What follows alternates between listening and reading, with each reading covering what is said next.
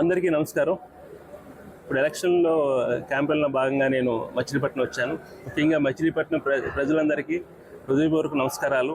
మీరు ఈసారి ఓటు వేసేటప్పుడు డెఫినెట్గా ఆలోచించి వేయాలి. ఎందుకోసంటే ఈ 5 ఏళ్ళ పాలన మీరు చూశారు. ఒక బానిస బ్రతుకును అనుభవిస్తున్నారు. ఒక విధంగా చెప్పాలంటే ఈ బానిస బ్రతుకు నుంచి బయటికి రావాలంటే మీకు ఒకే ఒక ఆధారం ఓటు.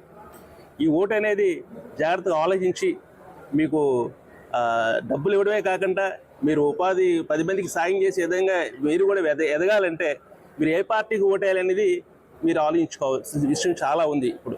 ఇప్పుడు మీ నియోజకవర్గంలో మన మచిలీపట్నం నియోజకవర్గంలో ఎమ్మెల్యేగా మన కొల్లు రవీంద్ర గారు పోటీ చేస్తున్నారు. ఆయన గతంలో మినిస్టర్గా కూడా చేశారు. చాలా సేవలు అందించారు. ఆయన గురించి మీ అందరికీ తెలుసు. ఎన్నో సేవలు అందించారు. గత 5 ఏళ్ళుగా ఆయనకి ఎంత ఇబ్బంది పెట్టారో కూడా మీ అందరికీ తెలుసు. మీరు ఒక్కసారి ఆలోచించండి. ఆయన అసలు క్షేమకు కూడా హాని చేయలేని వ్యక్తి. అలాంటి వ్యక్తి ఒక ఒక ఒక రకమైన వెటకారంతో ఉన్న వ్యక్తుల దగ్గర ఎలా మిస్లేరా అనేది నాకు ఆశ్చర్యం అనిపించింది అలా నియోజకవర్గంలో. కానీ ఎలాగోకలాగా ఆయన అన్నిటినీ ఫైట్ చేసి నిలబడగలిగారు. అదే గొప్ప విషయం. అయినప్పటికీ కూడా మీరు కూడా ఆయన పట్ల సానుకూలంగా ఆలోచించి డెఫినెట్గా మీరు సైకిల్ గుర్తు మీద ఓటేసి మన కొల్లి రవీంద్ర గారికి అత్యధిక మెజార్టీ ఇవ్వాలని మనస్ఫూర్తిగా కోరుకుంటున్నాను. అలాగే మన ఎంపీ క్యాండిడేట్ జనసేన మన పవన్ కళ్యాణ్, పవర్ స్టార్ పవన్ కళ్యాణ్ నిలబెట్టిన క్యాండిడేట్ బాలశౌర్య గారు, ఆయన కూడా మీరు మంచిగా ఓట్లేసి ఆయన కూడా టాప్ లెవెల్లో మంచిగా మెజార్టీతో ఆయన్ని కూడా గెలిపించాలని మనస్ఫూర్తిగా కోరుకుంటున్నాను. ఒక్కటి ఆలోచించండి.